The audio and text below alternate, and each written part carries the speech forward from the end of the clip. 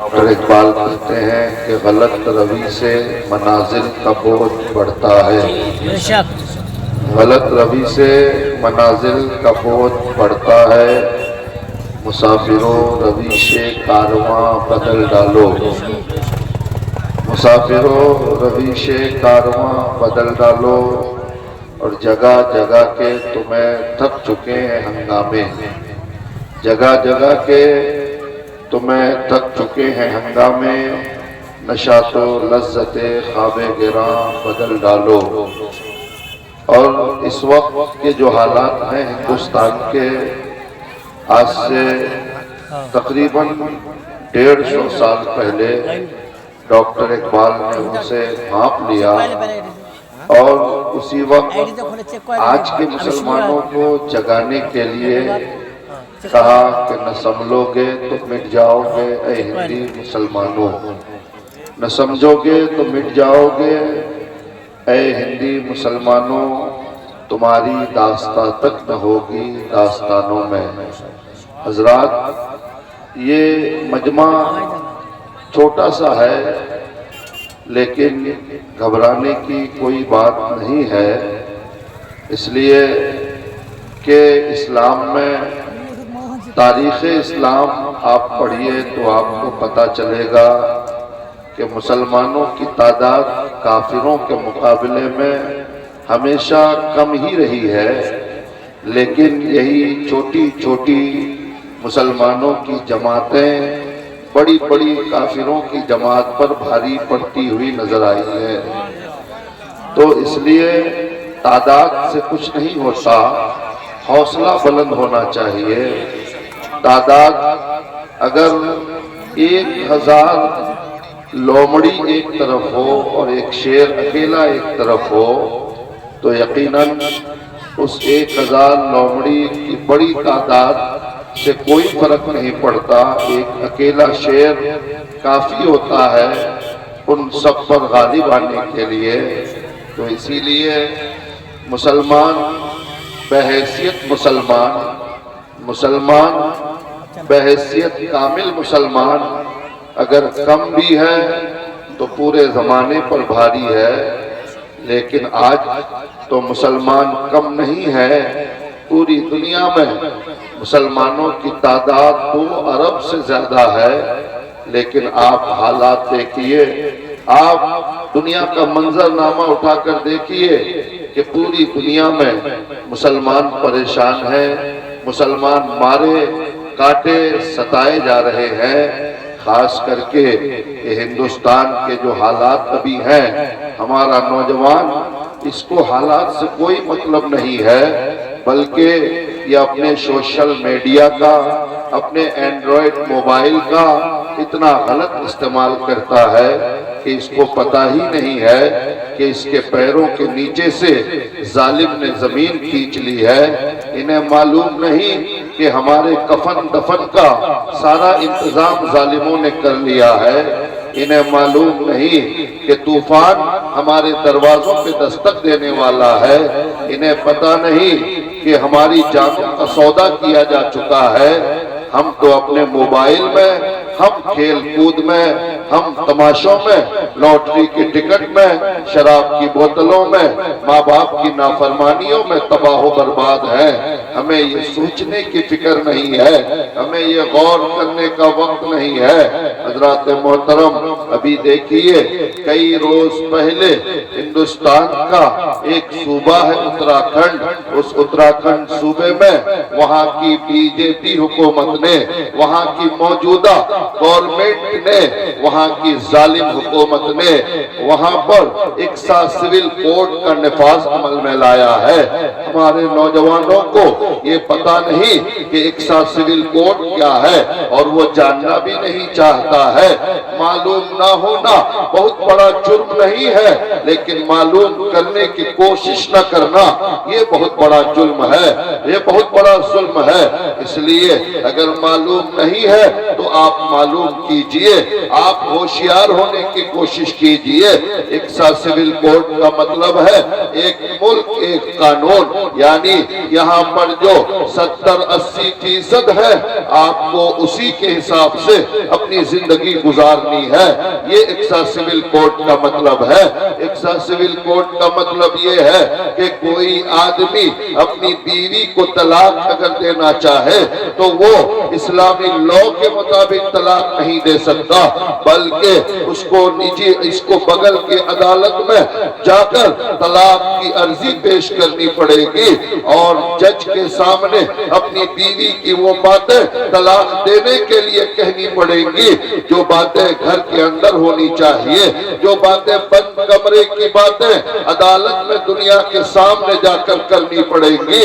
اور exa civil code کا مطلب یہ ہے کہ جتنا حق طلاق دینے کا مرد کو ہے اتنا ہی حق عورت کو بھی ہوگا۔ جس طرح مرد عورت کو طلاق دے دیتا ہے اسی طرح اس بل کے لاگو ہونے کے بعد عورت کو بھی اتنا ہی پاور ہوگا، عورت کو بھی اتنا ہی حق حاصل ہوگا۔ حضرات محترم، ایکسا سول کوڈ کا مطلب یہ ہے کہ آپ کو دفن کرنے سے پہلے حکومت سے اجازت لینی پڑے گی، قبر کھودنے سے پہلے گورنمنٹ سے آپ کو اجازت لینی پڑے گی، نماز جنازہ پڑھانے سے پہلے آپ کو قانون کے حساب سے آپ کو پرشاسن سے پوچھنا پڑے گا۔ آپ اپنے مسجد کے مائک پہ اذان نہیں دے سکتے ہیں، آپ کلہ عید اور بقرعید کی نمازیں آپ نہیں پڑھ سکتے ہیں، آپ پر اگر غیر مسلموں کی آبادی زیادہ ہے تو آپ چہرے پہ داڑھی نہیں سجا سکتے ہیں،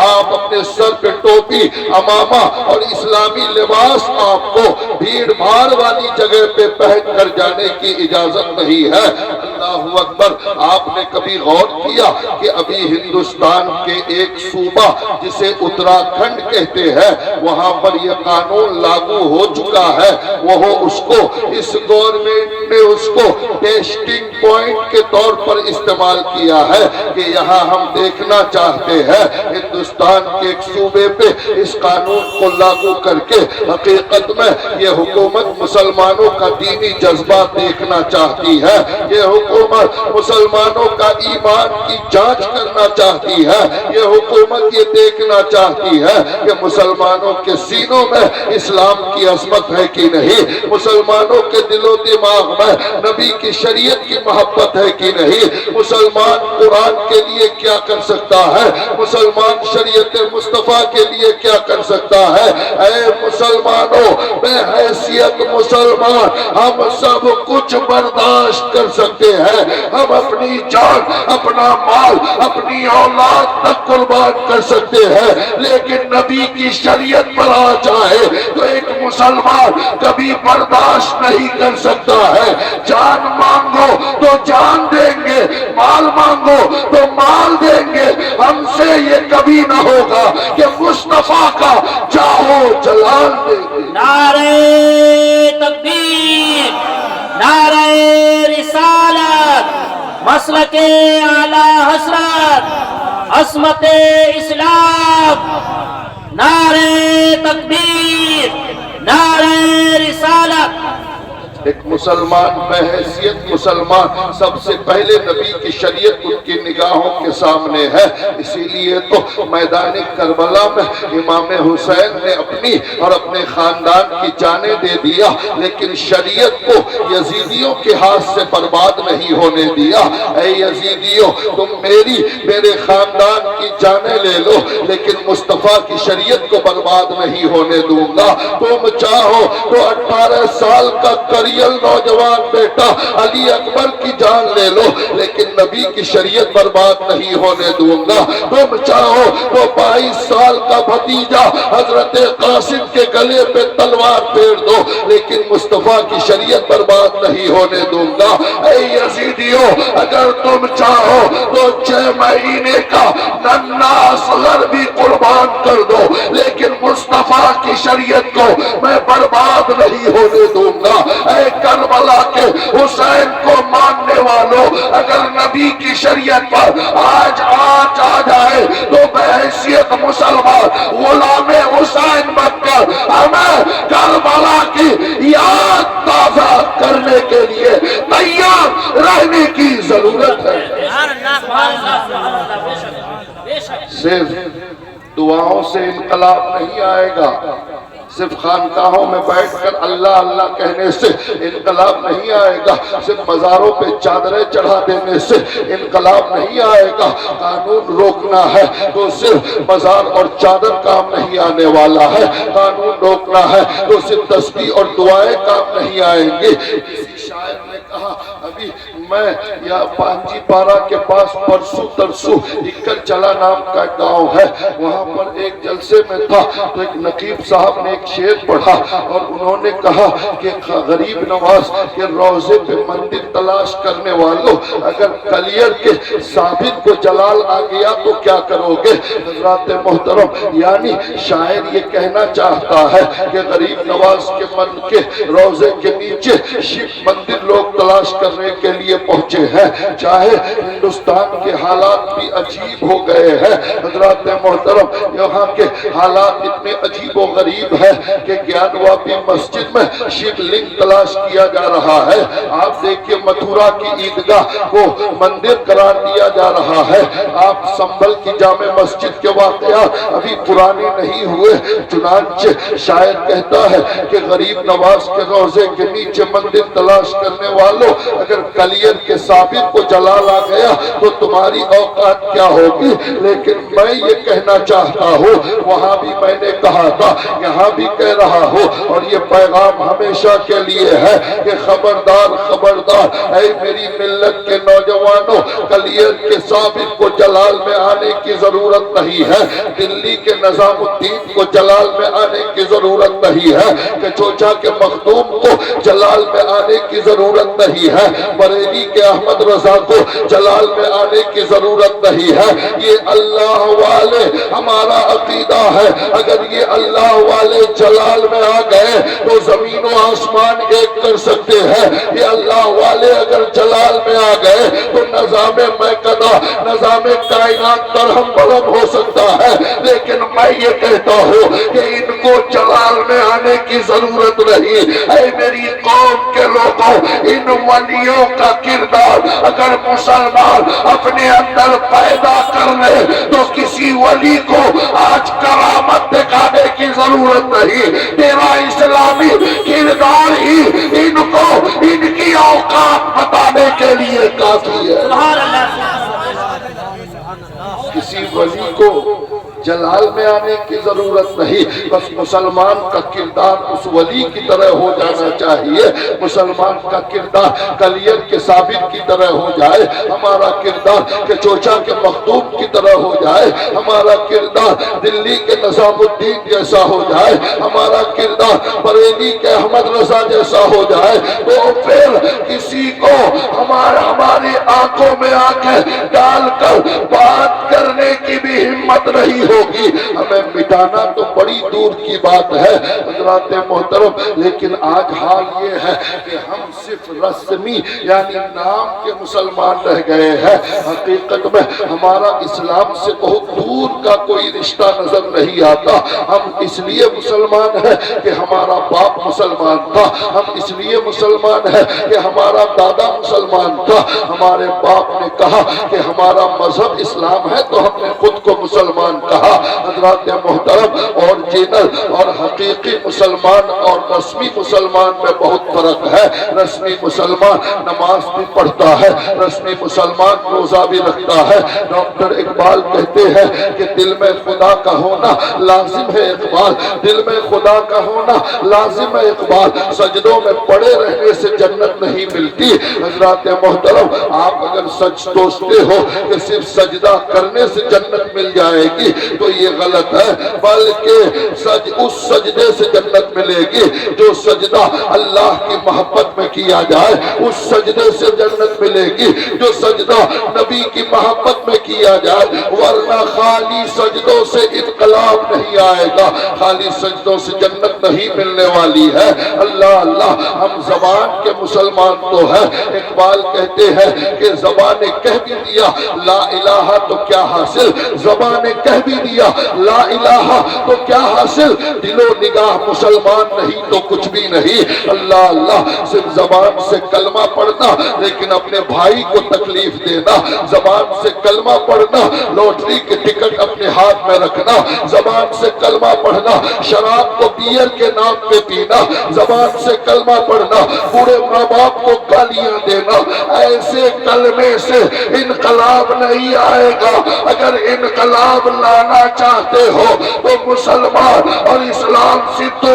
داڑھی ٹوپی کرتا پاجامہ نماز اور روزے کا نام اسلام نہیں ہے، بلکہ نماز روزے کے ساتھ ساتھ سچ بولنے کا نام اسلام ہے، صحیح بولنے کا نام اسلام ہے، ماں باپ کی خدمت کرنے کا نام اسلام ہے، راستہ سے تکلیف دہ چیز کو ہٹا دینے کا نام اسلام ہے۔ نعرہ تکبیر، نعرہ رسالت، مسلک اعلی حضرت علماء اسلام، نعرہ تکبیر، نعرہ رسالت۔ ورنہ اگر ہم واقعتاً حقیقی مسلمان ہو تو آپ جانتے ہیں نماز بہت لوگ پڑھتے ہیں لیکن بس پڑھتے ہیں، قرآن ہم پڑھتے ہیں ثواب کے لیے، نماز پڑھتے ہیں ثواب کے لیے، یقیناً قرآن پڑھنے سے ثواب ملے گا، اس میں کوئی دو رائے نہیں ہے، نماز پڑھنے سے ثواب ملے گا، اس میں کسی کو کوئی اختلاف نہیں ہے۔ علماء بیٹھے ہیں الحمدللہ، آپ ان سے پوچھئے، آپ ان سے سمجھئے، لیکن میرے دوستو آپ نماز کا فلسفہ آپ نے کبھی جانا؟ آپ نے قرآن کی تلاوت کا فلسفہ اور اس کی لوجک پہ کبھی آپ نے غور کیا؟ نہیں کیا۔ اللہ اللہ حضرت علی کرم اللہ وجہ الکریم رضی اللہ تعالی عنہ فرماتے ہیں کہ جب مجھے خدا سے بات کرنا ہوتا ہے، یعنی میں جب چاہتا ہوں کہ میں اللہ سے بات کروں تو میں نماز پڑھنے لگتا ہوں، اس لیے کہ بندہ نماز کے حالت میں جب سجدے میں جاتا ہے تو گویا کہ وہ رب سے بات کرتا ہے، اور حضرت علی نے کہا کہ جب میں یہ چاہتا ہوں کہ خدا مجھ سے بات کرے تو میں قرآن کی تلاوت کرتا ہوں، یعنی نماز جب بندہ پڑھتا ہے تو گویا کہ وہ اللہ سے بات کرتا ہے، اور جب بندہ قرآن کی تلاوت کرتا ہے تو گویا کہ اللہ اس بندے سے بات کرتا ہے۔ لیکن میں آپ سے پوچھنا چاہتا ہوں کہ آپ نماز پڑھتے ہیں لیکن اللہ سے آپ بات کرتے ہیں، کیا آپ بتا سکتے ہیں کہ آپ نے خدا سے کیا بات کیا؟ آپ قرآن کی تلاوت کرتے ہیں، اس وقت خدا آپ سے بات کرتا ہے، تو کیا آپ بتا سکتے ہیں کہ اللہ نے آپ سے کیا بات کیا؟ نہیں میرے دوستو، اس لیے کہ ہم اس نظریے سے اس مقام پر پہنچ کر عبادت نہیں کرتے، ہم اس مقام پر پہنچ کر قرآن کی تلاوت نہیں کرتے، ہم تو صرف ثواب کے لیے قرآن پڑھتے ہیں، ہم تو صرف ثواب کے لیے نماز پڑھتے ہیں۔ اللہ اللہ، اے میری قوم کے لوگوں، دنیا کے کسی بھی عقل مند آدمی سے پوچھو، اگر آپ کوئی کتاب پڑھنا نہیں جانتے،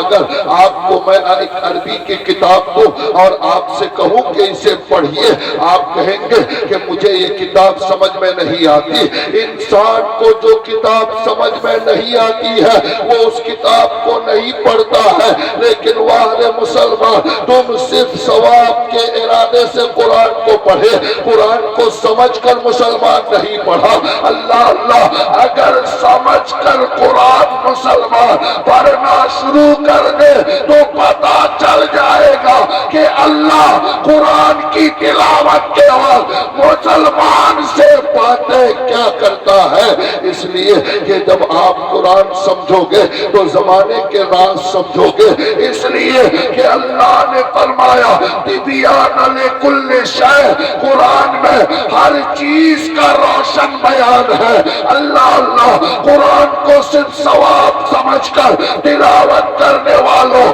قرآن صرف شب بارات میں پڑھنے کے لیے نہیں، قرآن صرف دعا اور تعویذ والی کتاب نہیں، قرآن صرف قسم کھانے والی کتاب نہیں، بلکہ قرآن کو اللہ نے ایسی کتاب بنا کر بھیجا کہ اگر اسے کوئی سمجھ کر پڑھ لے تو قرآن زمین کے انسان کو آسمان کی بلندی تک پہنچانے والی کتاب ہے۔ سبحان اللہ، سبحان اللہ، بے شک بے شک حق ہے۔ قرآن زمانے میں انقلاب پیدا کرنے والی کتاب ہے حضرات محترم، اس لیے آپ قرآن کو پڑھیے تو سمجھ کر پڑھنے کی کوشش کیجئے، آپ قرآن کو پڑھیے تو علماء سے پوچھئے کہ اس آیت کا مطلب کیا ہے، اس آیت کا مفہوم کیا ہے حضرات محترم۔ لیکن آج بڑی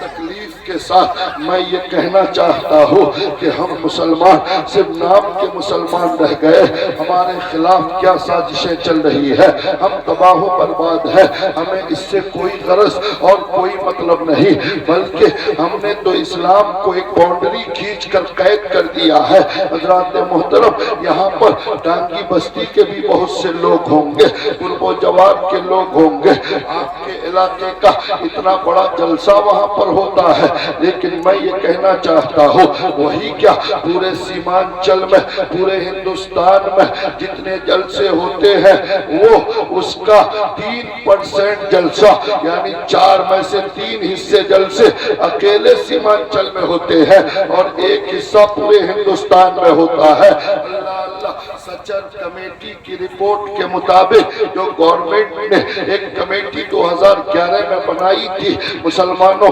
اور پچھڑے ہوئے لوگوں کا پچھڑاپن معلوم کرنے کے لیے، تو 2011 میں سچر کمیٹی کی رپورٹ کے مطابق سب سے پسماندہ اگر ہندوستان میں کوئی قوم ہے تو وہ قوم مسلم ہے، اور ہندوستان کا سب سے پچھڑا ہوا ضلع جو ہے وہ کشن گنج، دیناجپور اور یہ ملا کر سیمانچل کا ایریا جس کو آپ سلی گوڑی سے کٹیہار تک یا ارریا سے بنگلہ دیش کی بارڈر تک کو آپ گھیر سکتے ہو، یہ علاقہ سب سے غریب علاقہ ہے۔ آپ میں سے کسی بھی گاؤں کا کوئی ایسا گھر بتا دیجئے اکا دکا چھوڑ کر جس کا بچہ دلی، ممبئی، ہریانہ، پنجاب میں جا کر نوکری نہ کرتا ہو۔ اللہ اکبر، ممبئی کا کوئی لڑکا آپ کے یہاں نوکری کرنے آیا، اتر پردیش کا کوئی بچہ